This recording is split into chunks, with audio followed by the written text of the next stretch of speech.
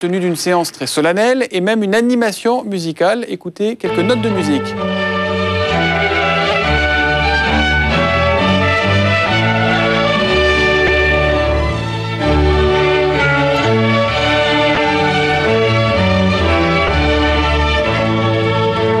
Voilà, c'est peu commun dans cette enceinte. Et puis les eurodéputés, symboliquement, ont tenu à brandir des portraits d'Ingrid Betancourt. Ils ont demandé la libération de la franco-colombienne, mais aussi celle de tous les otages détenus par les FARC, et ce pour des raisons humanitaires.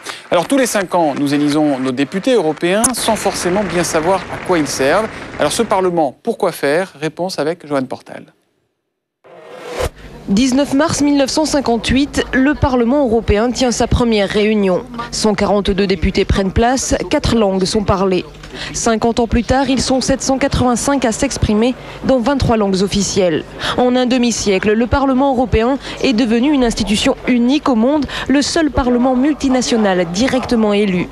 Il représente les 492 millions de citoyens, d'abord par le vote de lois européennes. C'est lui, par exemple, qui a décidé d'instaurer des normes anti-pollution plus strictes sur la qualité des carburants. Les décisions sont prises conjointement avec le Conseil des ministres dans des domaines comme l'environnement, la culture, mais aussi l'éducation ou la protection des consommateurs. C'est aussi le Parlement européen qui vote et contrôle chaque année l'Union européenne. Enfin, il a un rôle de contrôle sur toutes les instances européennes. Il peut, si nécessaire et si une motion de censure est adoptée, renverser l'autre grande institution, la Commission européenne. Il peut aussi nommer des commissions d'enquête. Le cas, c'est la crise de la vache folle. La Commission a débouché sur la création de l'Agence vétérinaire européenne. Au départ, simple organe consultatif, le Parlement européen est devenu en 50 ans une institution au pouvoir décisif.